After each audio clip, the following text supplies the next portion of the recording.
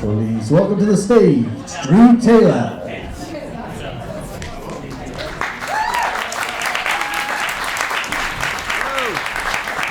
Hello, is that on?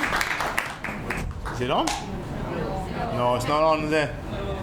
Is it on? Is it on? Oh, here we are, it's better. Thank you very much. Thank you very much for that very muted, lukewarm welcome to the stage. Yeah, that was nice.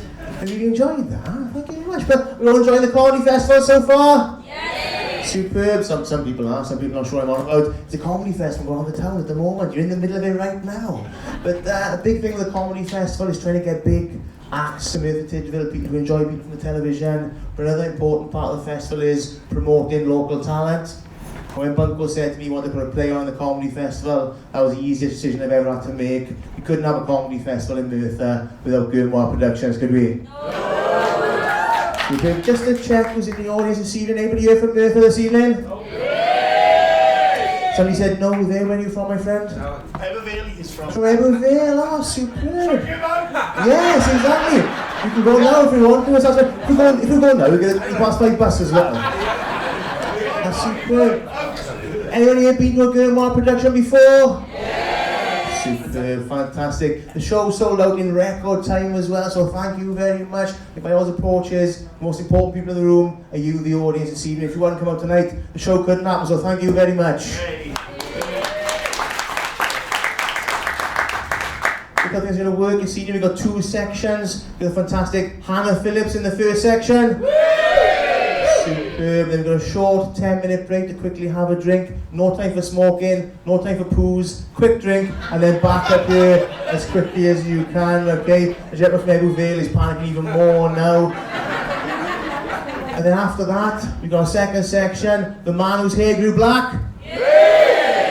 I was practicing that for a reason. I'm glad I got that right then, because I could have got that easily wrong then. But with any performances, guys, as an audience, the more love, the more warmth you show the performers, the funnier they be. So we're looking for lots of love and warmth from you. Nice and simple. Switch your phones off. Anyone here pay for a babysitter this evening? Just left them at home by themselves. Absolutely fine. They're 8 and 9. They can work the microwave, I'm sure. You know, it's not a problem. But yeah, if you haven't switched your phone off, please switch your phone off. No need to join in. The shows will come with all young jokes for you. Let them do the hard work. But as I said, you show lots of love and warmth. A little practice cheer now. I'm going to practice cheering like Merthyr have beaten Cardiff in the cup final tomorrow. Some Topless fans not cheering there. Absolutely fine. That's not bad, guys. We can go better than that. Merthyr have beaten Cardiff in the cup final, and those jeans you haven't tried on for 12 months now fit you. It's not bad, but I think we can go a little bit more than that, Merthyr. Merthyr have beaten Cardiff in the cup tomorrow, those jeans fit you, and there was a £5 note in the back pocket. That's what we're looking for. Okay, so, without further ado, our first act of this show is Hannah Phillips in Topless and Treorchy. Please show her warmth and love she deserves. Please welcome Hannah Phillips!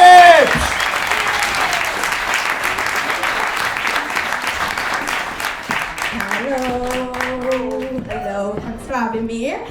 You might have noticed I have my breasts out. This is for a few reasons, okay? So firstly, if this all starts to go Pete-tong and none of you laugh, I'm just going to get them out, okay?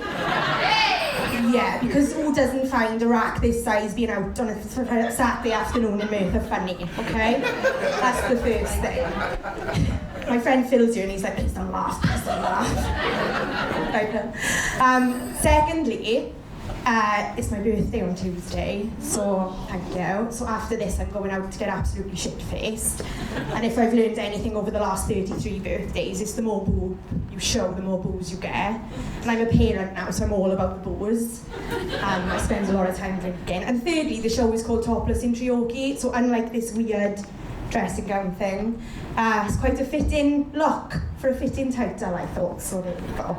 So I know you're all here to marvel at my breasts, firstly, but also to hear about the time I was topless in Treorchy. So we basically started a couple of well, about a year ago now, I was asked to write some motivational stuff on being sexy when you're not sexy. I know you find this hard to believe. I know, because I am sexy. I spent a lot of time trying not to be sexy. There was this one time in Edinburgh Rugby Club. I was so sexy that the DJ gave me a Mars bar.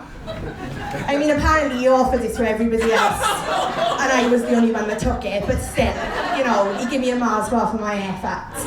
So, also, I think people don't find me sexy because I shit myself in my friend Gavin Walker's car. And I told everybody that I shit myself in Gavin Walker's car, and then I think once you've heard that, you can't go back from it. It's like, I am the girl that shit herself. I also look a little bit like a cross between Bjork and Yoda. I'm really comfortable with it. So unless you find that type of thing sexy, and there are people out there that do, believe me, I found them. You're not going to find me sexy, but there we go. So anyway, being sexy when you're not sexy. So, the first thing I want to say is you're lucky that we're looking at my breasts, not my ass, okay? Not that there's anything wrong with my ass, it's the most reliable part of my body, the doctor said. But it's a bit fluffy, okay? It's a little bit fluffy. But the thing with the fluffy ass is I think if I let it grow long enough, and I don't mean long enough as in plait it, as in like I'm going to plait my ass in it. I just mean if I leave it fluffy enough for long enough, it'll come into fashion. Like beards, high-waisted shorts, and masturbating. Because all these things go in and out of season, I've noticed. So like when I was a kid, high-waisted shorts were a thing. I had a Mickey Mouse top, there's a picture in my mother's house in Treorchy, lovely. When I was a teenager, no, they weren't. In my 20s, it was all about how far my thong could go up my back and how far my jeans could come down. And then in my 30s, everything high-waisted is fantastic, because you should see my pants today. You probably will see my pants today. Same as masturbating, isn't it? So you do it when you're a kid. And I know you do it when you're a kid, because I did. But also, my friend Jenny Jenkins said to me once, how old were you when you stopped rubbing yourself against the sofa? And I went, I didn't. But I went like this. I didn't do that. Now, if I was any sort of a decent, honest human being, what I would have said is, no, Jenny, I didn't do that. I found the roughest bit of carpet in my mother's house and dragged my vagina across it. Which happened to be in the conservatory. So, yes, Jenny, I was like a weird little wanking voyeur about the place. It's true. I only stopped doing that because my next door neighbour tapped the window once to ask what I was doing, so obviously it was full of carpet burns, hanking. And I was like, no worries, Stephen, I'm practising to be the worm in the school play. And that's when I stopped masturbating, because I thought, well, it's not right, you shouldn't be doing that, you shouldn't be lying to your next door neighbour. And then you masturbate in your teens, but you don't tell anyone about it. You don't in your 20s because you're having enough sex, so you don't have to masturbate. And then you do again in your 30s, you masturbate again. I do, I wank every Wednesday now. I kid you not, every Wednesday I have a wank. It's in the diary. It's also in my work diary, so my boss thinks I'm doing Weight Watchers, because he was like, you got WW at 11 on Wednesday. I was like, yes, Weight Watchers. He was like, I didn't realise you're on a diet. I was like, yes, I am.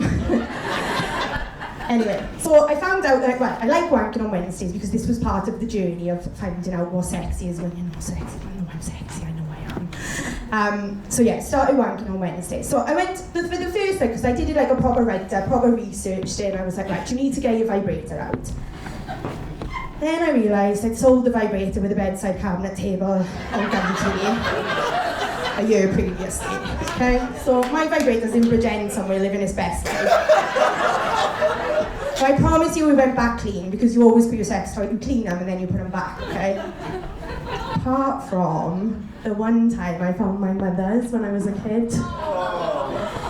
Now, I found my mother's vibrator under the bed with what looked like a load of cleaning products. I'm not even going to think about what they are now, okay? I just assumed it was used, well, I thought it was like an attachment for the Hoover or something, so I cleaned her skirting boards with it.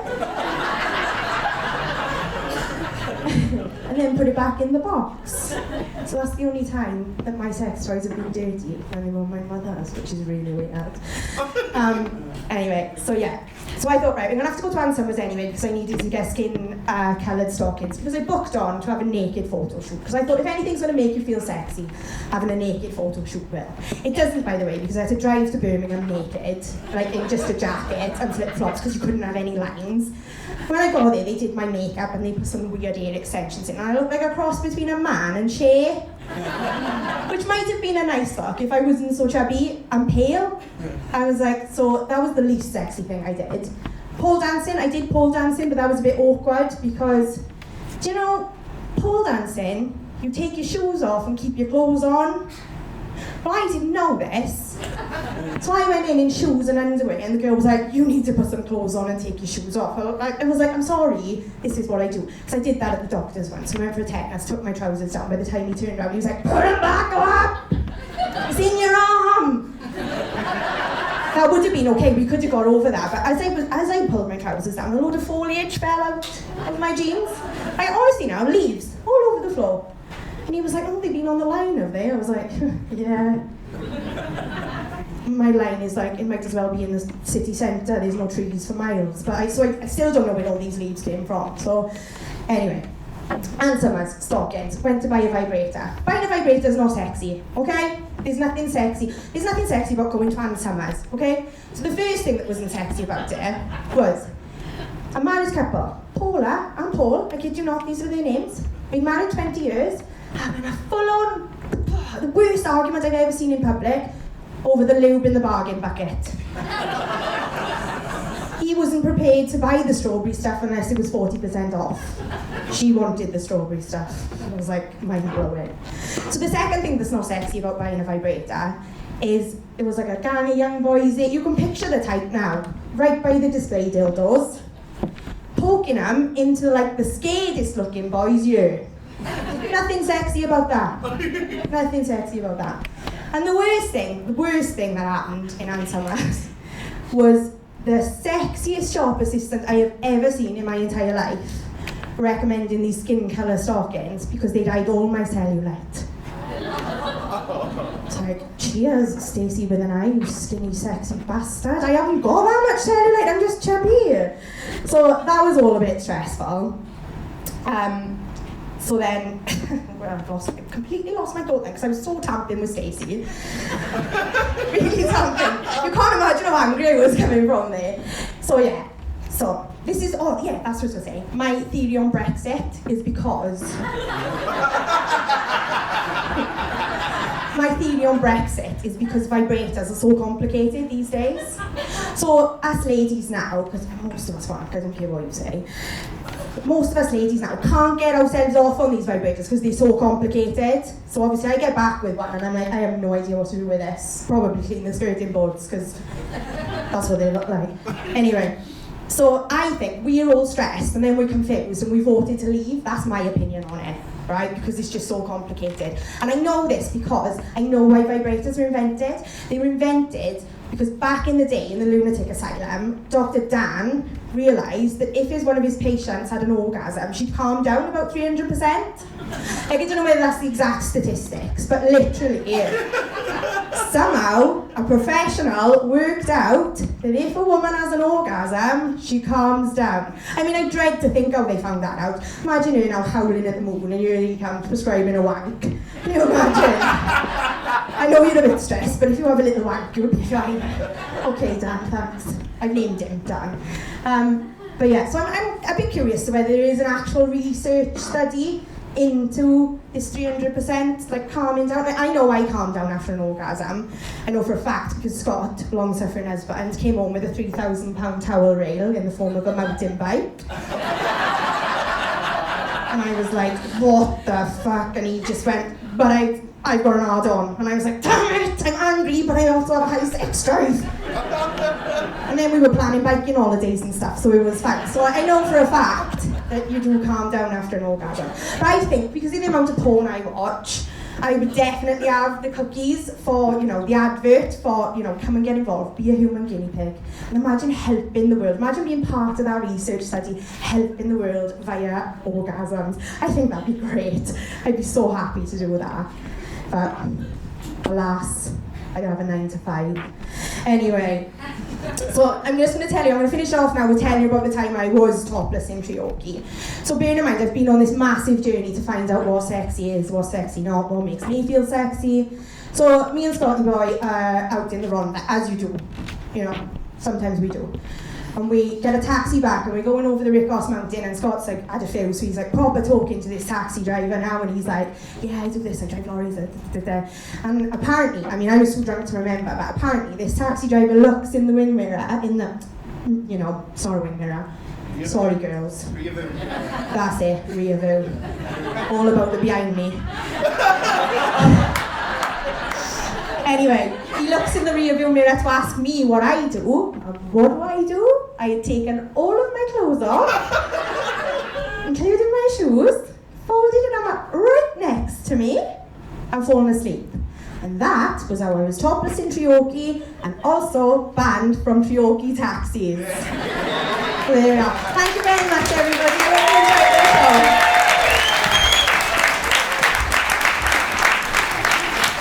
Hannah Phillips!